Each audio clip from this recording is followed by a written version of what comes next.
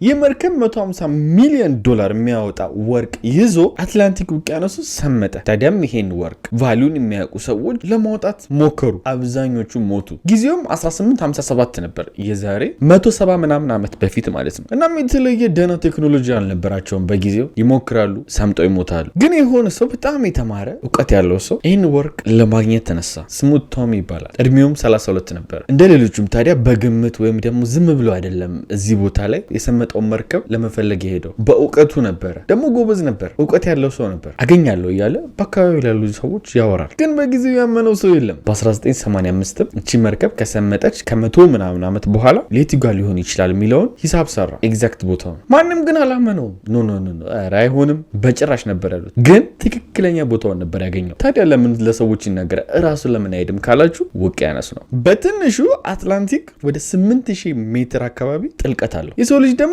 ከ25 እና ከ50 ሜትር በላይ ወደ ታች ዝቅ ብሎ መዋኘት አይችልም። በጣም ፕሮፌሽናል በሆነ እቃ ሌተስት በሆኑ ነገሮች እስከ 300 ሜትር ይገባል። እሱንም እንዳልኳችሁ በጣም ውስን በሆኑ እቃዎች ፕሮፌሽናል ከሆነ ነው። እናም እሱ በቀላሉ ሊያደርገው የሚችለው ነገር አይደለም። 8000 ሜትር በጣም በቃ ውቅያኖሱ ቅርብ ነው። እዚች ጋር መቼስ እንደየቦታው ይለያያል እና አትላንቲክ ውቅያኖስ እዚህ ጋር ቅርብ ነው ካላችሁ ወደ 3.3 ኪሎ ሜትር የሚሆን ርቀት ነው ያለው ወደ ታች። በቃ ቆንጆ በጣም ለመሬት ተጠጋ ከተባለ ማለት ነው እንጂ በጣም ስምጥ ነው። የሚሰማው ቢያጣም እርዱኝ እያለ ሰዎችን ማማከር ቀጠለ። ግለሰቦችን እየሰበሰበ ባለሀብቶችን፣ ይሄ የሰመጠው ወርቅ ቢገኝ በጣም ብዙ ሚሊዮን ዶላር ያወጣል፣ ብራችሁን ለእኔ ስጡኝና ይህን ወርቅ አውጥተን እንከፋፈል እያለ ባለሀብቶችን ያናግራል። ብዙም ግን ሊሳካለት አልቻለም። በመጨረሻ ግን ትንሽ ሰዎችን አገኘ። እኚህም ሰዎች ሰሙት። የምትፈልገው ምንድን ነው ሲሉት ሮቦቶችን መገንባት፣ ወደ ታች ሰምጦ ይህን ወርቅ ማምጣት የሚችል ሮቦቶችን መገንባት። ትንሽም ከተማከሩበት በኋላ ይሄ ነገር እኮ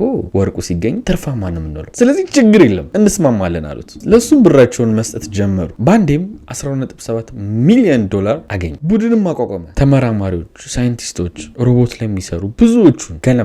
ጎበዝም ስለነበሩ ወዲያው ጠቅጠቅ አድርገው ሮቦት ሰሩ። እቺን ሮቦትም ኒሞ አሏት። በ1988 እንደ ፈረንጆች አቆጣጠር የሚፈልጉትን ነገር ሰርተው መርከብ ይዘው ሰመጠ ወደ ተባለው ቦታ ሄዱ። ቦታው ላይ እንደደረሱም ይህን ሮቦት ወደ ታች ላኩት። እንዳሰቡት ተሳካላች። ከ100 ምናምን ዓመት በፊት የሰመጠች መርከብ አገኟት።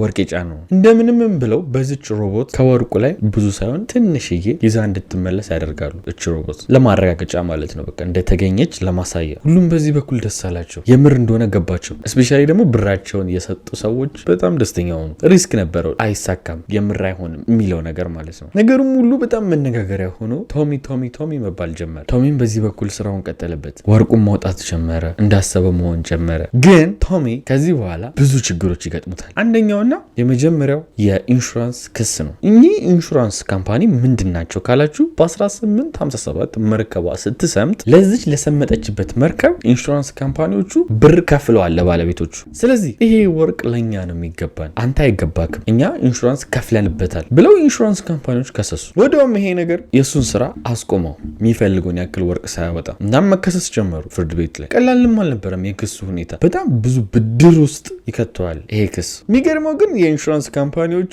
ይህን ወርቅ እኛ እናውጣው ሁሉ አላሉ። ክሳቸው የነበረው ይህን ወርቅ መንካት አችልም ነበር፣ በቃ እዛ ወርቁ በስብሶ ይቅር አትነካው የሚል ነበር። ግን ጊዜያቶች አልፈው ከብዙ ትግል ከብዙ ዓመታት በኋላ በ1996 ኦልሞስት ከ7 እና ከ8 ዓመት በኋላ ማለት ፍርድ ቤቱ አንድ ውሳኔ ወሰነ። አንተ ወርቁን አውጣ፣ 8% የሚሆነውን ከወርቁ ላይ ለኢንሹራንስ ካምፓኒው ስጥ፣ 92% የሚሆነውን ደግሞ ለራስ ውሰድ አሉ። ከዚህ በኋላ ቶሚ ትልቅ ስህተቶችን መስራት ይጀምራል፣ ወንጀል ውስጥ የሚያስገቡትን። ምክንያቱም እሱ አውጣ ተብሎ ሲፈቀድለት ካወጣ በኋላ 2000 ዓመተ ምህረት ላይ ለወርቅ ድርጅቶች ይህን ወርቅ ያወጣውን ይሸጣል። የሸጠውም 50 ሚሊዮን ዶላር ነበር። ወደ ወንጀል ገባም ያልኳችሁ ታዲያ ለሱ መጀመሪያ ላይ 12.7 ሚሊዮን ዶላር ሰጥተውት የነበሩት ባለ ሀብቶች እንዳልኳችሁ ወርቁ ሲወጣ መከፋፈል ነው የሚፈልጉት። ለነሱ 50 ሚሊዮን አሁን ሲሸጥ ምንም ያካፈላቸው ነገር የለም። ይሄ ደግሞ ወንጀል ነው። ከትንሽ ዓመታት በኋላ ግን ታወቀበት። 2005 ላይ እንደ ፈረንጆች አቆጣጠር ያ እነዛ የከፈሉት ብራቸውን ስጠን እንጂ ማለት ጀመሩ። እንደሸጠ ደግሞ ሲያውቁ ክስ ከፈቱበት። ክሱም ከብዙ ዓመታት በኋላ ጸድቆ 2012 ላይ እንደ ፈረንጆች አቆጣጠር ቶሚ ፍርድ ቤት እንዲቀርብ ማዘዣ ተሰጠው፣ መልስ እንዲሰጥ ማለት ነው፣ ያለውን ነገር እንዲያስረዳ። ችግሩ ግን እዚህ የፍርድ ቤት ቀጠሮ ላይ አልተገኘም። ጭራሽ ሁሉ ካለበት ቦታ መሸሽ ጀመረ። ሰዎች ሲደውሉለት መዝጋት ጀመረ። ከቤተሰቦቹ ጋርም ንግግር አቆመ። ያገኙኛል ብሎ በማሰብ ማለት ነው። አብራው ያለችው ፍቅረኛው ነች። ከሷ ጋር ሀገር ሁሉ ይቀይራሉ። የነበሩበት ከተማ ኦሃዮ ነበር፣ ወደ ፍሎሪዳ ይሄዳሉ። ቦታው ላይም እንደደረሱ ስማቸውን ቀየሩ፣ እንዲሁም ቤት ተከራዩ። እዛ ቦታ ላሉት ደግሞ ለሚጠቀሙት ነገር እያንዳንዱ የሚከፍሉት በካሽ ነው። ምንም አይነት የብር እንቅስቃሴ አያደርጉም፣ ትሬስ እንዳይደረጉ ወይም እንዳይያዙ ማለት። አብረውም ሆኖ ጥናታቸው እንዴት አድርገን ከማህበረሰቡ ተነጥለን ሳንነካካ ተደብቀን መኖር እንችላለን የሚለው ነው። ኢቭን ምን ያክል ዲፕ ተጠንቅቋል ካላችሁ መጽሐፎቹን ሁሉ አንቧል፣ እንዴት ለብቻው ተደብቆ መኖር እንዳለበት። በዚህ በኩል ደግሞ ኦሃዮ ላይ ፍርድ ቤት ባለመቅረቡ በዕለቱ ቀን ፍርድ ቤቱ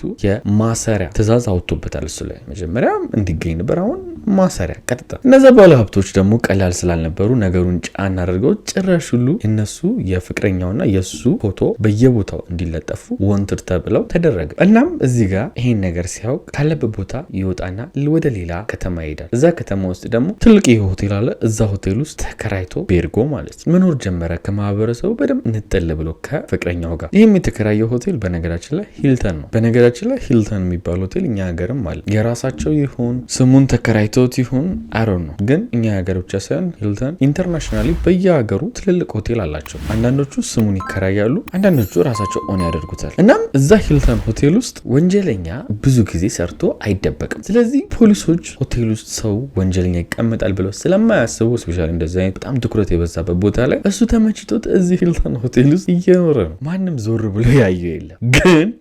ግን ማንም ሳይዘው 2 ዓመት ሙሉ እዚህ ሆቴል ውስጥ ከተቀመጠ በኋላ አስቡት፣ ድፍን 2 ዓመት ማለት። ፖሊሶች እንደምንም አነፍንፈው እሱ ቢከብዳቸውም የእሱን ፍቅረኛ አወቁ የት እንደምትኖር። ሳታውቀውም በድብቅ ተከታተሏት። እናም እሷ ቀጥ ብላ ያው ሆቴል ውስጥ እየኖረች ስለሆነ ወደ ሆቴሉ ስትመለስ እሱንም እዛው ቀጨም ያደርጉታል። ትክክለኛ ፎቶ ምን ይመስላል። እዛውም ደግሞ ፍቅረኛውንም ቀጨም ያደርጓታል። የሷም ትክክለኛ ፎቶ ይሄን ይመስላል። ፍርድ ቤቱም ታዲያ ቶሚ በእጁ ላይ ወርቅ እንዳለ አጣራና አወቀ፣ ያልተሸጠ። ይህ ወርቅም ታዲያ በግምት ከ3 እስከ 5 ሚሊዮን ዶላር ያወጣል ተብሎ ይገመታል። ችግሩ ግን ፍርድ ቤቱ ይሄ ወርቅ የት እንዳለ አያውቅም። ቶሚ ደብቆታል። የኔ ደበቀው ተብሎ ሲጠይቅ ፍርድ ቤቱ ቶሚ አልናገርም አለ። በዚህም ፍርድ ቤቱ ወርቁ ያለበትን ቦታ ከጠቆምክ 2 ዓመት እንፈርድብሃለን፣ እምቢ ካልክ 10 ዓመት ይፈረድብሃል ተባለ። እሱም እምቢ አለ። እናም 10 ዓመት ገባ እስር ቤት። አሁን እዚህ ጋር እናንተ ልታስቡ የምችሉት እንዴ እውነቱን ነው አለመናገሩ ትክክል ነው ምናምን ልትሉ ትችላላችሁ። ግን እስካሁንም ተፈቷል። ሄዶ ይሄን ወርቅ ከተፈታ በኋላ ላውጣው ቢል ፖሊሶች ስለሚያውቁ እንደደበቀ እያንዳንዱ እንቅስቃሴውን ትራክ አድርገው መልሰው ይህን ወርቅ ማግኘታቸው አይቀርም። ያለበለዚያ ደግሞ ይህን ወርቅ አትጠቀሙትም እንጂ በጣም ከባድ እንደ ቀልድ አንስቼ ይህን ወርቅ ልጠቀም ማለት። ግን ያው ይመቸው። ትክክል ነው አይደለም የሚለውን እስቲ ኮሜንት ላይ አሳውቁኝ። በነገራችን ላይ የሆነ ቪዲዮ ሰርቼ ነበረ የዛሬ 3 ቀን አራቀን ይሄ ቪዲዮ ማለት ነው። እና አንድ ኮሜንት አየሁ። ምን የሚል እዛ ታሪክ ላይ የሆነች ሴት ሌላ ሴትን ትወዳለች የማለት ያው ሴትና ሴት እና ይሄ ኮሜንት ምን ይላል? ናኒ እንደዚህ አይነት ነገር አታቅርብ የሚል ነበር። ምክንያቱም ልጆች ያያሉ የሚል ነበር። እኔ ምን አይነት አስተሳሰብ አለኝ መሰላችሁ? ልጆች አይናቸውን እንደዚህ ተጨፍነው ተይዘው ኖ ይሄን አትዩ ይሄ መጥፎ ነው እየተባሉ አይናቸውን ተይዘው የሆነ ሰዓት ትምህርት ቤት ሲገቡ ሊሆን ይችላል፣ ዩኒቨርሲቲ ሲገቡ ሊሆን ይችላል። ድንገት ማየት የለባቸው። ድንገት ሲያዩ ወይ ሊረበሹ ይችላሉ ወይ ደግሞ ወደዛ ነገር ሊሳቡ ይችላሉ። ያን ነገር አይተው መጥፎ እንደሆነ እንዲማሩበት ነው ፈልገው። ለዛም ነው ሴቶቹን ሴጣናዊ ስራ እየሰሩ ነው እያልኩ የነበረው። ለዛም ነው እዛ ቪዲዮ ላይ ጤነኛ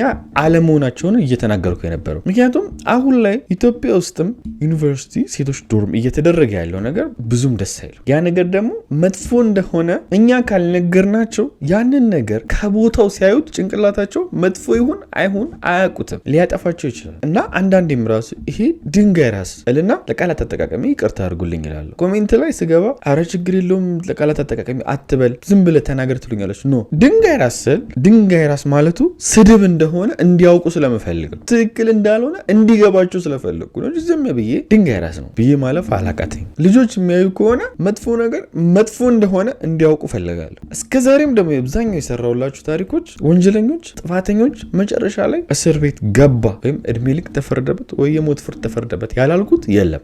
ወንጀልም አንዳንዴ ዝም ብለው መጨረሻ የሌላቸውን ወንጀለኞችን ማልሰራው ለዛ ነው። ለምሳሌ የሆነ ጥፋት አጥፍተው ያልተያዙ ብዙ ወንጀለኞች አሉ፣ በጣም ዘግናኝ ነገር ያደረጉ። ግን ይህ እንደዚህ አይነት ታሪክ አምጥቼ ማህበረሰቡ ወደዛ ነገር ፑሽ እንዲያደርግ አይደለም ፈልገው የሆነ ወንጀል ታሪክ አምጥቼ በዛ ወንጀል መጨረሻ ላይ ሰው እንደሚቀጣበት የእጁን እንደሚያገኝ እንዲያውቁ ነው የምፈልገው። ለዛም ነው ብዙ ጊዜ ወንጀለኞች መጨረሻቸው እስር ቤት የሆኑ ሰዎችን ታሪክ ማመጣው እንጂ ወደ ወንጀል ከመሄድ ይልቅ ልጆች አይ ወንጀል ብሰራ እታሰራለሁ፣ ወንጀል ብሰራ እቀጣለሁ ብለው እንዲያስቡ ስለምፈልግ ነው። በቻልነው አቅምም እንግዲህ ጠማማና ለትውልድ የማይጠቅም መጥፎ ዜጋ ላለማፍራት ባለን ቪው ባለን ሰብስክራይብ እንጥራለን። ወዳችኋለሁ። በቀጣይ ቪዲዮ እስከምንገናኝ ላይክ፣ ሰብስክራይብ ማድረጋችሁ እንዳትረሱ። ቻው።